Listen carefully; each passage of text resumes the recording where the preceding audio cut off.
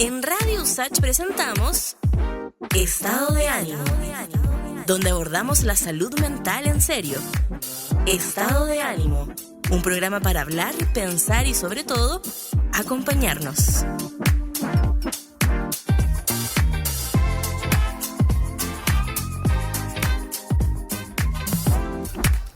Hola, buenas tardes. Estamos aquí un día más en Estado de Ánimo por Radio USACH, por la 94.5 en FM en Santiago, y aprovechamos de mencionar que estamos en Spotify y en YouTube y pueden ir encontrando todos nuestros programas que ya llevamos, creo que 10, si no me equivoco. Ha pasado rápido el tiempo.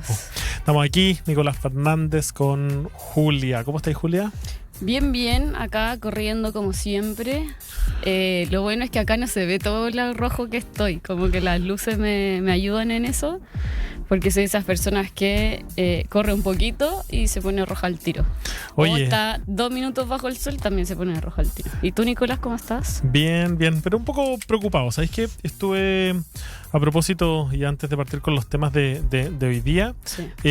Cuando venía en camino me sorprendió una cosa, y es que cuando iban saliendo del metro, entrando al metro, me encontré con una pantalla, ¿ya? Y que decía, por una persona en las vías, los tiempos de demora son más largos, considéralo para su traslado. Y la verdad que muy preocupado, porque justo toda la semana pasada, cuando estuve en el metro, el metro paró por esta causa, ¿ya? A mí me pasó igual. Y me he topado con mucha gente que me ha dicho exactamente lo mismo. Cada vez que me topo con personas, me dice, oye, ¿sabéis qué? Me demoré porque, ¿no es cierto? Había una persona en las vías. Y cuando hablamos de una persona en las vías, estamos hablando de que alguien intentó o se suicidó en el metro de Santiago, ¿ya? Entonces, creo que es una reflexión que cabe muy rápido cuando sucede, ¿no es cierto? Que es esta idea de como los comentarios que aparecen, la preocupación, la humanización y deshumanización de lo que hay. Entonces, como que llegué un poco preocupado por eso, porque lo escuché toda la semana, pero ahora lo vi en una pantalla también y encontré bueno la visibilización como de que se hable del tema, porque antes era como cada 3, ¿no es cierto? Era como un número y no se decía. Pero creo que es algo potente. Uh-huh. Además que estamos entrando en la época de septiembre. Exacto. Septiembre es el mes de la prevención del suicidio. El 10 de septiembre es el día de la prevención del suicidio, precisamente porque esta es la época posterior al invierno en donde hay más intentos y suicidios en por lo menos nuestro país y nuestra esfera, relativamente cercano al clima que estamos viviendo hoy día. Entonces, no quería partir este programa sin decirlo. Me pareció que es algo que parece que está sucediendo y que yo creo que mucha gente tampoco sabe bien cómo abordar. Por ejemplo, esto en los metros. Como que, claro, uno dice, pucha, nosotros andamos a 10.000 por hora todo el rato. Uh-huh. Tú llegáis corriendo aquí a la radio, uh-huh. Uno se va después corriendo al trabajo, uno anda con esa full todo el rato y algo pasa también. Entonces es inevitable, yo creo, que uno diga, pucha, como sea un choque, sea un corte de electricidad o sea alguien en las vías, creo que de repente lo primero que uno piensa es cómo esto me afecta como en mi traslado, en lo rápido. Pero creo que no hay que perder de vista que hay vidas humanas, hay familias, hay sufrimientos, hay cosas que realmente son más importantes que demorarse 15 minutos más en llegar a un lugar. Sí, o sea, y a propósito de la deshumanización que tú mencionabas, a mí igual me ha pasado. Me pasó la semana pasada 2 veces, ahora. Y sí, de hecho lo recordaba con los capítulos anteriores, un capítulo en especial en el que hablábamos sobre todo, bueno, está el clima de invierno, verano, en invierno bajan, tú nos indicabas ahí que bajan los intentos o los suicidios que se llegan a concretar. Y justamente me pasó que estuve más atenta a estos avisos. También me di cuenta de que Metro ya es más atina a mencionar. Lo que me daría mucha lástima fuese que lo haga como con una especie de justificar que no es un problema mecánico, a propósito de que tuvo hartos problemas los últimos meses el Metro, claro. Que tuvo un tren que tenía problemas mecánicos, que las chispas de no sé qué, que explotó por allá, el tema de los vendedores ambulantes, como que siempre es un problema, excusa, justificación ajena. no me gustaría que fuese ese el motivo, sino, visibilizarlo, sacar de lo cotidiano, porque al final, sí o sí, cuando uno tiene un atraso hacia un traslado, lo primero que surge es la molestia, ¿no? Sí, Del claro. atraso. El metro la semana pasada me tocó un viernes en hora punta, cuando ya todo el mundo quiere volver a su casa, era muy tarde aparte. Y claro, era imposible, justamente en línea 1. Entonces, todo el mundo era como, de hecho, gente me avisó como, oye, Julia, cacho que a esta hora salí, quizás no tomes el metro, camina hasta Los Leones, qué sé yo, pero sí, es una lástima que en lo cotidiano se perturbe o se invisibilice esa pérdida humana, porque al final también me recordaba a cuando el Costanera Center, un edificio donde circula mucha gente, habían también hechos en donde ni siquiera se cerraba ese piso, porque, no sé. Hay un par de extractos, de hecho, de entrevistas a trabajadores de ese mall, traumatizados por las escenas que tuvieron que presenciar. Y eso también es algo que sucede, por ejemplo, con los conductores del metro, por ejemplo, Sí. con los guardias del metro. Ahí hay un área importante de considerar en todo lo que significa qué pasa posterior a un intento o a un suicidio.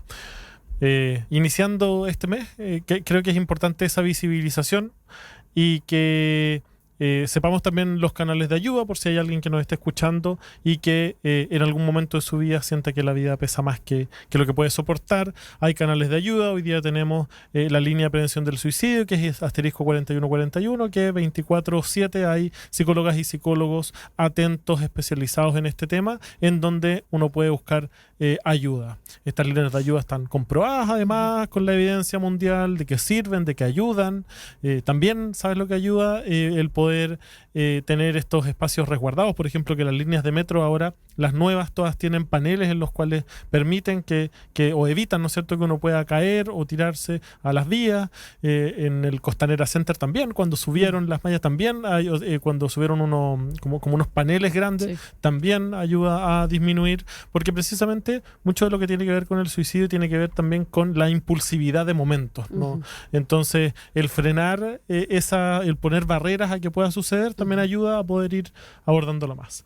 Y algo también evidentemente importante para poder prevenir es poder preguntarnos cómo estamos, ¿ya? Así Como estamos es. partiendo nosotros todos estos capítulos de preguntarnos cómo estás, no Ujú. para decir bien y tú, sino el poder saber realmente cómo estamos, es algo que puede ayudar a prevenir también los suicidios, los malos ratos, el poder pedir ayuda. En estos Ujú. capítulos siempre hablamos de la necesidad de la comunidad y en ese sentido creo yo que también es bueno ahora, para todos quienes nos estén escuchando, pensar si es que hay alguien que tal vez piense que no le está pasando bien y que pueda mandar un mensaje ahora, un WhatsApp: hola, ¿cómo estás? Hagamos algo en la tarde. O también, si no la estoy pasando bien, poder escribirle a un amigo, amiga, un familiar o alguien cercano y poder decirle: ¿sabéis qué? No lo estoy pasando bien, vamos a tomar un té hoy día en la tarde, un Ujú. completo, hacer algo. Yo creo que El ahí completo. también es importante. Sí, yo quisiera sumar a eso, porque todo lo anterior es muy relevante, muy importante. También el entorno, hemos hablado mucho de las amistades, de las redes de apoyo, etcétera, de también abrir los ojos y escuchar con oídos atentos a quien tenemos al lado, ya sea en el transporte, trasladándonos al trabajo, en el lugar de trabajo, en nuestra familia, con quien convivimos, si no convives con alguien, con tus vecinos, con tus vecinas, porque de repente la ayuda nunca se da explícitamente, la ayuda de repente es alguien quebrándose de la nada, ocultando quizás un malestar, una tristeza, un duelo, pero tenderle una ayuda, regalar un fruyelé. A mí tengo una compañera en la pega y siempre nos lleva fruyelé. Sí, Y hay pequeñas acciones que de repente son sirven pequeñas para esos cositas. momentos. Son pequeñas cositas e incluso preguntarle si está bien, la respuesta que te den, aceptarla con oídos atentos, hablar un poco de ti, incluso también sirve a las otras personas para sentirse un poco más identificadas, empatizadas. Así que yo creo que ese es también el llamado a estar atento a nuestro entorno. Es importante que justamente a propósito de esto de estar corriendo, del aceleramiento, de la individualidad, de estar muy enfocados en las cosas que nosotros realizamos día a día, y está bien que nos enfocamos en nosotros mismos, avancemos colectivamente. Sí, totalmente. Aprovecho de hacer una autorrecomendación. A propósito que tú recomendáis libros, yo escribí un libro que se llama Esta depresión no es tu culpa, y la mitad del libro, la segunda mitad del libro, habla precisamente como de esos elementos comunitarios que sirven para poder ir apoyándonos en momentos difíciles. Uh-huh. Oye, Julia, ¿te parece que tal vez vayamos a una pequeña pausa y volvemos en un ratito llenando nuestros temas de agua? Y partimos con el tema de hoy día, que vamos a estar hablando sobre lo que se conmemora el 30 de agosto, que es el Día de los Detenidos Desaparecidos, y la conmemoración que se hizo en este tiempo, y la relevancia también, a propósito de cómo llevamos estos temas en este programa, del momento político también que estamos viviendo a propósito de estos temas. Escuchas Estado de Ánimo, un programa donde hablamos de salud mental en serio.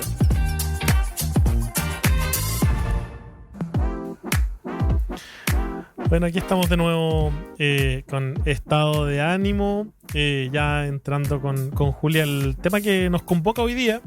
El día 30 de agosto se conmemora el Día Internacional de las Víctimas de Desapariciones Forzadas. En Chile, ¿no es cierto?, conocemos este tema bastante de cerca con la cantidad de detenidos desaparecidos que han estado durante todo este tiempo en una incógnita posterior a la dictadura de Pinochet, en donde sufrimos, ¿no es cierto?, un montón de violaciones a los derechos humanos, dentro de las cuales, ¿no es cierto?, estuvo el asesinato, la tortura y muchos otros, y uno de ellos que últimamente ha sido algo impulsado por el Estado de Chile, que tiene que ver con el plan de búsqueda, principalmente que lo que busca es poder encontrar la historia y dónde están estas víctimas de desaparición forzada durante este periodo. Recordemos que se han instaurado distintas comisiones, como la Valech, por ejemplo, que han ido en búsqueda de la verdad de todos estos casos. Y uno de los temas que ya se cumple un año fue precisamente de el levantamiento del secreto del informe Valech, por ejemplo. Han habido algunos avances en este sentido que buscan precisamente ir buscando encontrar... No sé si cerrar es la palabra, ¿no es cierto? Pero de alguna manera dar claridad de qué es lo que pasó, cómo pasó, dónde están heridas que pareciese que no son solo individuales o de quien nos pueden haber tocado de alguna u otra forma, sino que tienen que ver también con heridas sociales que van importando en estos momentos. Los climas políticos de repente hacen también que nos revoquemos a nuestra historia, o que de alguna manera vayamos a verla, a revisarla, y en periodo de elecciones ha sucedido, esto no ha pasado desapercibido, ya han habido ya varios gestos en torno a qué se opina o qué no se opina sobre la dictadura, y eso nos lleva también a estar manteniendo esta herida abierta, que no está ni cerca de estar cerrada. Uh-huh. Ahora, es importante, Nicolás, creo que volvamos y retomemos la idea de por qué debemos mantener esta herida abierta, porque como en estos climas políticos de en torno a elecciones, también aparecen los discursos del negacionismo frente a lo que pasó, ¿no es cierto? Como con la historia de hay cosas que hay que dejar atrás. ¿Por qué no dejamos atrás este tema? Y esa explicación yo creo que tiene que ver justamente con no solo las políticas públicas que se han impulsado durante este gobierno de Gabriel Boric, sino por todas esas familias que hoy todavía no saben dónde están sus familiares, donde no están generaciones completas, donde no solo perdieron un abuelo, un padre, un hijo, un hermano, un tío, una madre, una hermana, una hija, una tía,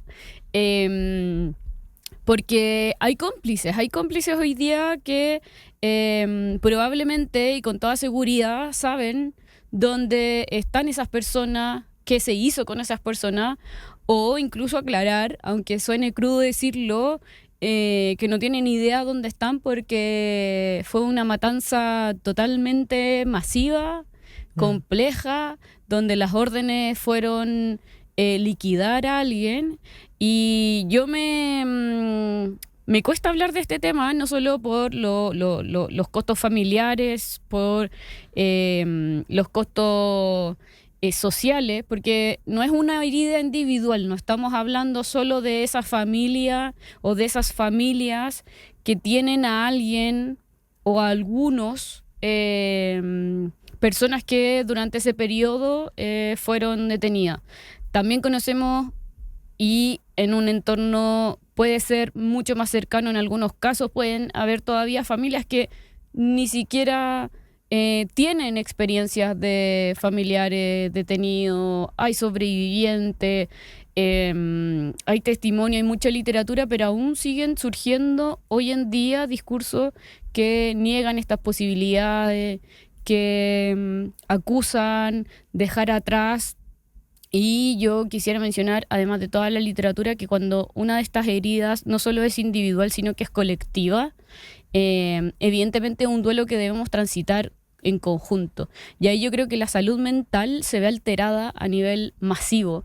Y yo creo que eso es justamente uno de los temas que nosotros nos atiende y queremos procurar en este espacio, porque más allá de la opinión política, más allá de que conozcas a alguien, más allá de que en tu familia exista esta herida abierta, hay un trauma histórico, hay un trauma país que debe ser resuelto, porque no se puede avanzar con una herida abierta, independiente de quienes intenten taponear esa herida, independiente de quienes quieran invisibilizar esa herida, que hoy más que nunca puede estar sucediendo.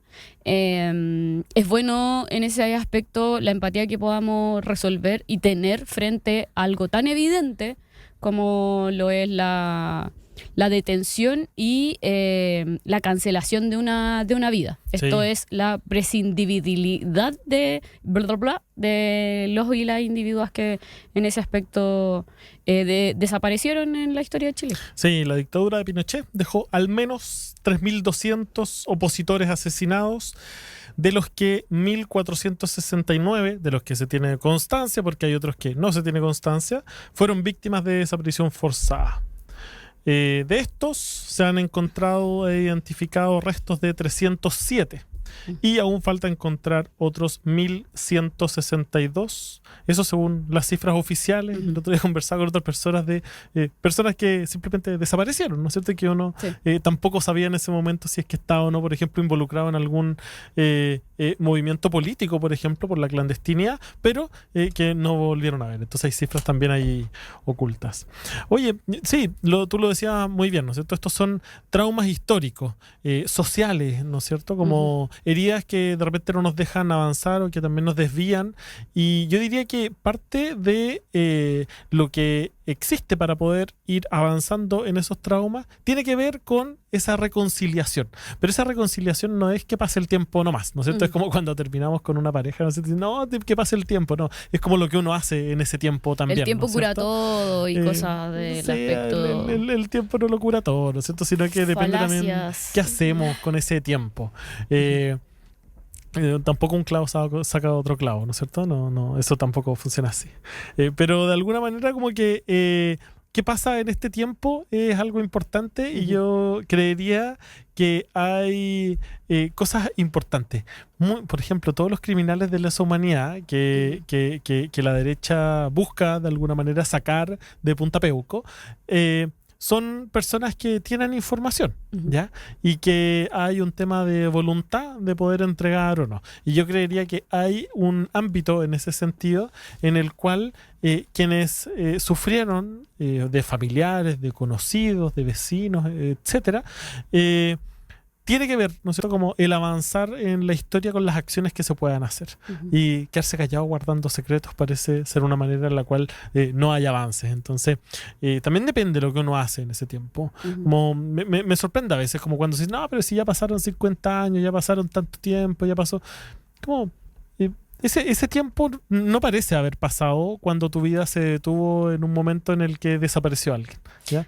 A mí me llama mucho la atención, perdona que te interrumpa, que que justamente sean personas uniformadas, que sean personas que prometieron cumplir con un deber patrio, y hoy día cuando se les pide, se les exige verdad, no crean que ese deber se deba ser cumplido, porque ahí hay una deuda. Da lo mismo que esa deuda sea con gente que ellos piensan distinto a ellos, que consideren que en ese momento, como se calificó para justificar la matanza de conciudadanos, porque se mataron a personas que de tu propia patria, si es que se quiere poner en un ajedrez de enemigo-aliado, se justificó con que eran enemigos, se justificó con que aquí se estaba poniendo en peligro la paz nacional, y ya vemos que la historia estaba lejos de suceder, y a mí eso es lo que me preocupa, que ciertos discursos hoy día, a años de lo sucedido, sigan imponiéndose, y sigan imponiéndose con tanto descriterio, con tanta deslealtad, con tanto desvergonzura también. O sea, y hace algunos años nomás se buscaba eliminar el Museo de la Memoria, por ejemplo. Claro. O sea, digo, la historia tiene que ver también con cómo construimos esta historia y cómo mantenemos vivo como esta memoria. Estaba leyendo también a propósito como de los familiares que participaron de alguna manera del plan de búsqueda. El plan de búsqueda fue precisamente poner el acento y no el peso en las familias de quienes sufrieron esta desaparición forzosa por parte del Estado, sino precisamente en el Estado. Lo que hizo fue poner ahí el punto de quienes tenían que buscar a estas personas fue quien los desapareció. Y en ese sentido, si fue el Estado es. Pero muchos tenían preocupación porque decían, bueno, pero si hay algunos que no quieren que sigamos con esto, que no quieren que se sepan dónde están. Y decían, bueno, si va a tener que volver de nuevo, si es que, por ejemplo, gana alguien que no está de acuerdo con esta lectura de la realidad, en donde hubieron desapariciones, en donde hubieron violaciones a los derechos humanos, y hay un sector político que justifica todas esas violaciones. ¿Qué puede pasar? ¿No es cierto? ¿Qué va a seguir pasando con este plan de búsqueda, con estas más de 1.000 personas que todavía nadie sabe dónde están? Entonces, creo que ahí hay un punto importante de qué es lo que va a pasar de aquí en adelante. En perspectiva, a mí me parece insólito. Debo decirlo con todas sus letras, que me parece insólito que en pleno siglo XXI pareciera que Chile o Latinoamérica entera viviéramos en un búnker aislados de la historia de la humanidad, porque esto es lo mismo que se cuestionarían en Alemania por cancelar todos los sitios de memoria por el Holocausto. O sea, nadie pone en duda que, independiente del gobierno de turno, sea más de derecha, sea más de izquierda, esos lugares hoy día no debiesen existir. Que hoy día, y aún así ellos sí conviven con discursos que idolatran o intentan resignificar la historia del nazismo y resignificar la figura de Hitler, cuando universalmente pareciera que hay un consenso en que hubo una matanza injustificada. Y ahí me parece que, claro, la historia se mueve por poderes, se mueve por ideología, y me llama mucho la atención porque a escala me preocupa que al día de hoy todavía en nuestra historia, en nuestro cotidiano, en el habla cotidiana, en el tránsito urbano, rural, esfera que sea, tengamos que todavía justificar estas búsquedas, tengamos que llamar a la empatía por esas familias, por esas personas, y al igual cuando pasan crímenes o accidentes o lo que sea, llamamos a la empatía por el dolor ajeno. O sea, cuando pensaba en este programa, indudablemente mencionar a las abuelas de Plaza de Mayo, que sin ellas hasta el día de hoy se siguen reencontrando familiares, nietos que se los llevaron a otros continentes. En Chile también eso está pasando, como sigue ocurriendo, y lo importante ahí sí resignificar que, independiente del rol de Estado, que me parece que sí o sí debe ser, independiente de quién salga presidente o del Congreso, de su estructura congresal, haya un acuerdo común, o sea, haya un contrato, haya mínimos comunes de dignidad histórica. Sí. Yo creo que ahí lo que pones tú como en términos de lo que va a pasar ahora es importante, ¿ya? Precisamente porque hay de alguna manera una decisión importante que vamos a tocar ahora con las elecciones y a quién vamos a darle el poder de seguir aquí liderando. Sí. Vamos a ir pensando y vamos a ir viendo cómo en estos distintos momentos de las elecciones van a aparecer estos temas. Sí. No parece ser un debate ensanjado, por lo menos políticamente, en términos de la lectura que le queremos dar como país. Sí. ¿Ya? Yo creo que ahí hay un debate y aquí hay algo importante en términos de cómo vamos a ir avanzando, pero yo creo que esa lectura va a ser interesante como los candidatos. Bueno, yo creo que Matei y Kast ya han planteado, bueno, y Kaiser, sus posturas hasta el momento. Cosa que me parece bastante preocupante. Yo creo que uno en algún momento pensó, tal vez más con el piñerismo, con algún espacio así, de que tal vez había un momento más de reconciliación política, más allá de las participaciones, tal vez de una lectura de algún evento, pero en toda la última intervención en torno a esta temática hemos visto un retroceso total. Y yo creo que eso es algo súper preocupante. Es que qué difícil se vuelve la palabra reconciliación cuando una de las partes se muestra tan negada a conciliar con la otra. Y ahí yo creo que mi llamado es al punto valórico. O sea, si hoy día tenemos tantos puntos que a la derecha o a centro derecha o incluso a gente que puede ser... puede estar muy cercana al pensamiento que tiene uno en lo valórico, llega igual a dudar de estos asuntos. Sí, yo totalmente. Y ahí en términos de esto valórico vamos a seguir conversando después de una pausa, pensando en esto, en cómo nos acercamos a esta temática que, como bien decías tú, no tiene que ver directamente con si me pasó a mí o le pasó a alguien cercano, sino que tiene que ver también con qué es lo que esperamos como sociedad, cómo nos gustaría que nos tratáramos de alguna manera, etcétera. Así que vamos a una pausa y volvemos con Estado de Ánimo. Cuando Chile piensa, ¿cómo se siente? Estado de ánimo por la 94.5 Radio USACH. Estaba pensando a propósito de... Bueno, yo estoy rayado con... los 80, rayado con los 80. Estoy leyendo, o sea, estoy viendo todos los días los 80. Y a propósito del eslogan de este programa de Cuando Chile piensa cómo se siente, yo siento como cada vez que en la casa de los Herrera piensan, como que afloran muchas cosas, pero cuando no piensan nada están como todos así como con una olla que está como a punto de explotar. Sí.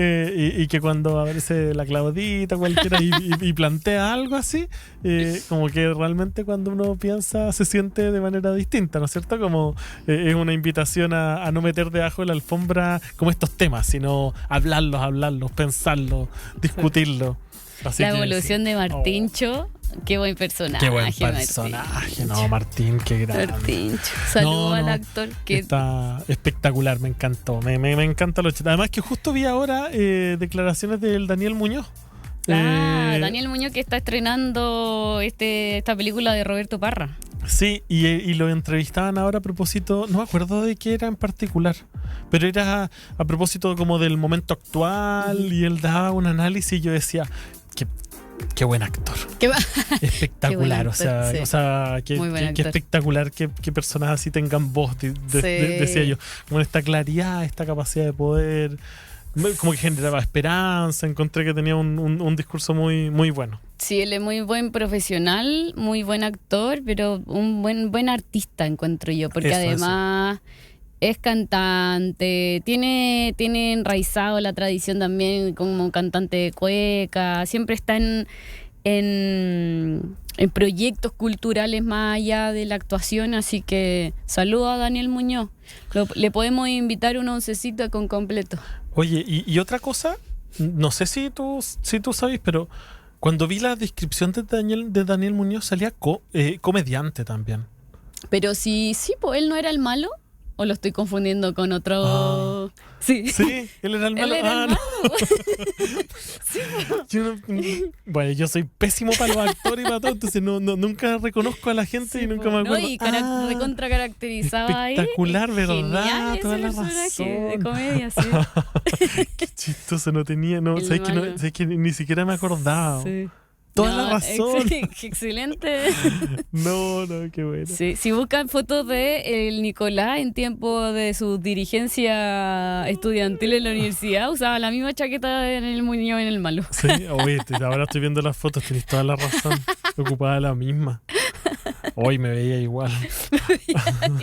La misma mira, sí, con lo poco que dormía y el carrete, toda la jarana universitaria te veía Qué muy buena, parecido. buenos recuerdos. Buenos récords. Dejémoslo ahí nomás. Oye, está bueno, hablando sobre este tema, ¿no es cierto? Los detenidos desaparecidos o esta historia, porque a mí me gusta mucho cómo los historiadores hablan de la historia con esta idea de que la historia es algo viva y que hay que ir contando, como no es hechos que sucedieron, sino también la forma en que los relatamos. Y me gustó mucho una declaración de Boric, ahora hace poco, que decía: hay personas que con mucha liviandad justifican todo lo que sucedió, pero nada es justificable en torno a la desaparición, al asesinato, a la violación de los derechos humanos. Y yo creo que esa es una lectura interesante porque estamos todo el rato hoy día en base a discursos negacionistas en torno a lo que pasó en esa época. Y yo creo que una postura en términos de derechos humanos tiene que decirle no al negacionismo y tiene que enfrentar la historia de una forma potente. ¿Cómo se hace eso? Por ejemplo, financiando los sitios de memoria para que estén ahí, para que los podamos ver, para que sepamos qué es lo que sucedió y precisamente no repitamos esas atrocidades que sucedieron. Sí, hay mucha filosofía en torno a la memoria, a cómo se construye no solo una memoria individual, sino una memoria colectiva. Yo venía leyendo un relato de George Perec, que es como mi autor favorito, uno de los favoritos. A propósito de este libro, que aprovecho de recomendarlo, es de Gris Tormenta, se llama El Olvido. Son 5 miradas sobre el olvido que seleccionó y son presentadas por Margot Glantz. Ella es una escritora mexicana, muy seca también.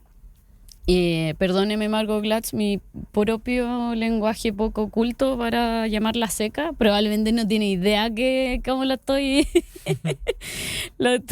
sustantivando ahora, pero este libro tiene textos de Roland Barthes, que también es uno de mis escritores favoritos, de Primo Levi, Silvia Molloy, que es una escritora argentina, Álvar Núñez Cabeza de Vaca y George Perec. Y en el de George Perec, a propósito, habla de el olvido, cómo desde el olvido uno también reconstruye y se crea una nueva memoria. Y me hacía mucho eco a propósito de cómo lidiar con un duelo de alguien ausente, de ese duelo en donde ni siquiera hay un cuerpo por velar, para despedirse, de ese tránsito, de ese sujeto, de esa persona que no tenemos ni la certeza de que esté fallecida, de que haya dejado de existir. Probablemente nuestra razón, nuestra cabeza nos dice, sí, evidentemente lo mataron, a él lo mataron, no puede estar deambulando por ahí todos estos años, pero es alguien suspendido, y no es alguien, no es una persona, estamos hablando de muchas personas suspendidas en la historia. Entonces estamos hablando de personas que fueron prescindibles, que también en este libro se habla mucho de cuánto y cómo procesamos el dolor frente a la deshumanización de alguien cuando se vuelve prescindible en materias de orden, en materias de control, cuando el Estado, que lo hablábamos antes, hace prescindible a una persona. Y ahí estamos hablando de bases humanitarias fundamentales para una sociedad. Entonces es muy difícil, es muy complejo, y yo por eso lo encuentro de una desvergüenzura terrible que hoy día todavía se pasen a llevar a esos familiares, se pase a llevar ese duelo que debiésemos transitar como país. O sea, debiese ser un acuerdo universal, absoluto, porque es una herida no solo para esa familia, es para todos. Es un trauma que nos permite mirar al futuro. Y esa ausencia, por eso George Perec tiene una mirada tan lúcida en todos sus textos y de la forma, porque él perdió a su padre cuando era muy pequeño. Entonces habla a propósito de eso, desde esa pérdida, de cómo tuvo una infancia muy dura al haber perdido a sus dos padres.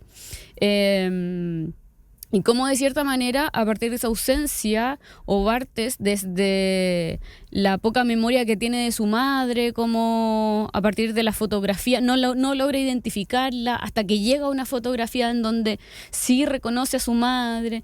Entonces, yo me pregunto, ¿cómo le vamos a pedir a esta familia, a estos familiares, reconciliación, que pasen página, que dejen este capítulo cerrado cuando vieron que a sus familiares les truncaron un futuro? Y en base a ese trauma es difícil pensar el futuro de Chile, el futuro de un país, cuando esa herida todavía sangra. No hay todavía una cura, no va a haber cura, hay un duelo abierto hoy. Sí, no, yo creo que, claro, como decís, tu cura tal vez no es la palabra, ¿no es cierto? Pero de repente uno, los duelos nos ayudan a poder entender de una manera distinta las relaciones que tenemos con las personas. Y cuando no tenemos ese cierre, es muy difícil avanzar, como caminar.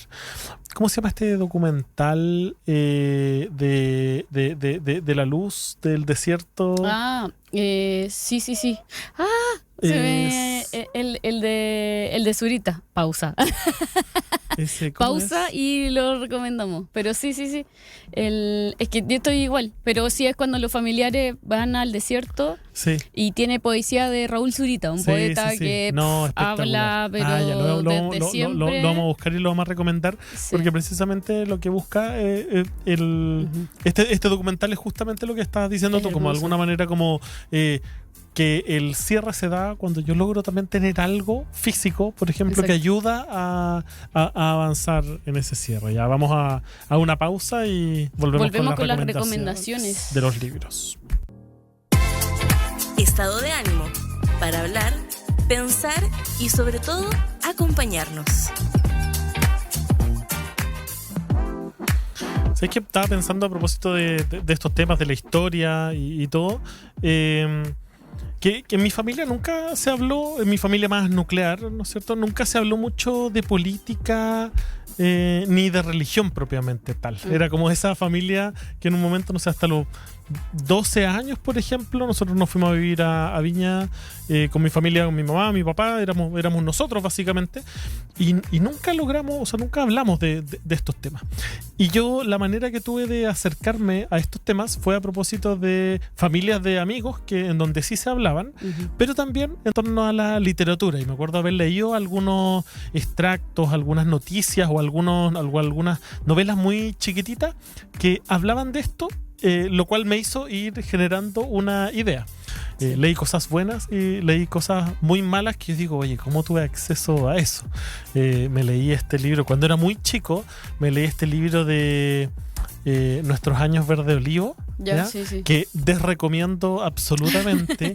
Muy, muy malo, porque creo que da una visión muy, muy mala de lo que muestra en ese momento, pero esa fue una forma en la cual yo también generé una opinión, ¿no es cierto? Lo leí, después leí otro y dije, oye, ¿sabéis que no me calza? Y empecé como a verlo. Entonces, creo que esta sección de ahora de recomendación de libros está interesante para esta temática. Ajustar un poquito la brújula, sí. Ajustar un poco la brújula, poder ir a mirar.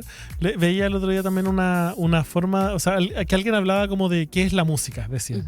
Y decía como, la música porque nosotros nos comunicamos de alguna manera con el lenguaje verbal, no sé, o hablado, o el lenguaje. Y hay ciertas cosas que hacen que salen de los márgenes de esa comunicación y nos muestran otras cosas. Claro. Y una es como la música. O sea, tú sabes algo que está sucediendo solo por la música que estás escuchando, por ejemplo. Hay ciertas emociones. Y yo creo que también la cultura hace eso de alguna manera. Entonces, ahí los libros también nos amplían la capacidad de poder conocer nuestra realidad, nuestra vida, etcétera. ¿Qué recomendaciones recomendaciones nos tienes hoy día, Julia? Sí, de hecho, me quedé pensando en lo que decías como de desrecomiendo ciertos libros. Yo creo que voy a insertar igual, no sé si a desrecomendar, pero sí a que contrasten ciertas lecturas. Porque a mí igual me parece necesaria leer lo que algunos consideran mala literatura. O el libro como, no, mira, ahórrate tiempo. No sé, a mí me gusta recomendar, pero porque no solo siento que hay personas necesitadas hoy en día de, mira, ¿sabéis que entre tanta cosa necesito ahí ajustar la mirada?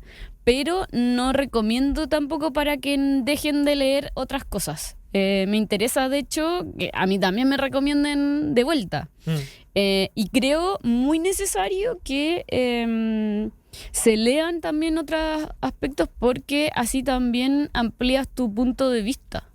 Y al ampliar tu punto de vista contrastas diferentes lecturas y puedes armarte finalmente un criterio propio, que no es el repetir y pegar de libros como nosotros lo hablábamos cuando incluso pensábamos este programa, de los libros de autoayuda. Es como, no, eso es un oxímoron, no existe la autoayuda. Entonces, pero puede que a gente le sirva. Yo creo que las recomendaciones que traigo son siempre pensando en un espectro lo más amplio posible dentro de lo que yo he leído. Y así que de ahí la invitación a que me recomienden de vuelta, pero también yo estoy en búsqueda como de esos libritos que quizás no piensan como yo, para poder también ampliar el registro. Y a propósito de que el 2023 se cumplieron 50 años desde la dictadura del golpe de Estado de 1973, la editorial Pez Espiral, una editorial chilena de poquito alcance, equipo pequeño, hizo este libro que se llama En torno a lo innombrable, poesía, deriva y memoria. Es un libro que, como ven, no tiene contraportada. Aquí me sugirieron acercarlo así. Pez Espiral es un librito casi objeto, de hecho, porque, bueno, te mostraba que viene como con un prospecto, no sé cómo se llama, pero es un libro en el que se invitaron a diferentes poetas chilenos y escritores a hablar sobre, a propósito de estos 50 años desde la dictadura. Les voy a leer muy rápido el índice porque me parece muy interesante los autores que aparecen en este libro, porque cada uno de ellos escribe sobre situaciones, lugares o momentos de la dictadura. Entonces, y llama mucho la atención que la mayoría de ellos justamente habla de lugares de detención. Entonces, por ejemplo, Elvira Hernández, poeta chilena, habla de Villa Grimaldi. Juan Malebrán, del aeródromo de Tobalaba. Caterina Campillay, de Nido 20. Carlos Soto Román, de la exclínica Santa Lucía. Caro Castro, poeta chilena, Londres 38, que es un centro de detención en pleno centro de Santiago, un barrio ahora muy instagrameable. Pásense a ese centro, que yo lo recomiendo mucho, justamente porque no es invasivo, lo voy a decir de forma estética visual, como el Museo de la Memoria. Es todo lo contrario, hay ausencia de objetos, tú entras a una casa tal como la dejaron, y donde no se dice nada, donde no se habita nada, terminas viviendo una experiencia totalmente diferente a la que tienes en el Museo de la Memoria. Rosa Betty Muñoz, poeta también, que ganó hace poco el premio, habla sobre el Estadio Nacional. Daniela Catrileo, 3 y 4 Álamos. Hay un texto anónimo sobre la venda sexy y así. Es un libro que tiene fragmentos muy poéticos, muy terribles. Eso no se va a ocultar. Cada vez que uno hable sobre este tema, evidentemente llega a literatura bastante cruda, pero yo creo que es parte del tránsito, es parte del duelo también. Y lo que me gusta de este libro, que más allá de lo poético, también tiene bastante de informativo. Por ejemplo, en ese momento, al terminar el libro, tú te encuentras con estas páginas en negro, en donde te dice: Chile entero fue un centro de detención y tortura, a propósito de la cantidad de lugares en donde se detuvo y se torturó y exterminó a gente en Chile. De hecho, en el Museo de la Memoria hay un mapa de los centros de tortura a nivel nacional. Es un libro que recomiendo mucho antes de que se me acabe el tiempo y no pueda hablar de los que vienen. Dos imprescindibles, que ya lo he hablado de Nona Fernández, siempre la estoy recomendando. Este libro es para quienes, desde una perspectiva no muy cotidiana, quieren acercarse desde otro protagonista. Muy bueno este libro, me encantó. Este libro trata sobre un agente que torturó, un agente del Estado, de la DINA, que se acerca a un departamento de prensa de la oposición en plena dictadura, bueno, pasada la dictadura obviamente, no, en plena dictadura, y comienza a confesar sus crímenes. Sí. Entonces, con la periodista comienzan un tránsito, además, claro, es una mujer. No, entonces, buen libro. A partir de eso, se empieza a conformar un diálogo entre la memoria de esta periodista, los archivos que ella recopila, el testimonio de este agente torturador. Terrible, terrible. Y finalmente, aunque solo me alcance a mencionar, Lumpérica, de Diamel Eltit, es un libro de performance sobre los lugares públicos, de cómo esta herida no está cerrada y transitamos por lugares que hoy día esa herida todavía sangra. Oye, bueno, parte de estos libros los pueden encontrar también en el Instagram de J Navarro P con la Julia. Pueden encontrarme también en Un Psiconico también en Instagram. Y quería aprovechar de recomendar un post que fue parte también de los posts que estuvimos comentando para poder tener en este programa. Hay una cuenta de Instagram que se llama Sangre Roja __ de Francisca Isadora, que tiene un post que se titula ¿Cómo se habita un país de cuerpos desaparecidos?, a propósito de este Día Internacional de las Víctimas de Desaparición Forzosa, o Día Nacional del Detenido Desaparecido en Chile. Así que se los recomiendo ahí ir a mirar, ir a leer, ir también a pensar y no olvidar en todas estas cosas que están sucediendo, porque son cosas que de alguna manera no se han cerrado y que son importantes para la historia y el presente de Chile. Así que nos vemos en otro programa de Estado de Ánimo. Próxima semana, nos vemos, que estén bien. Semana. Chau, chau.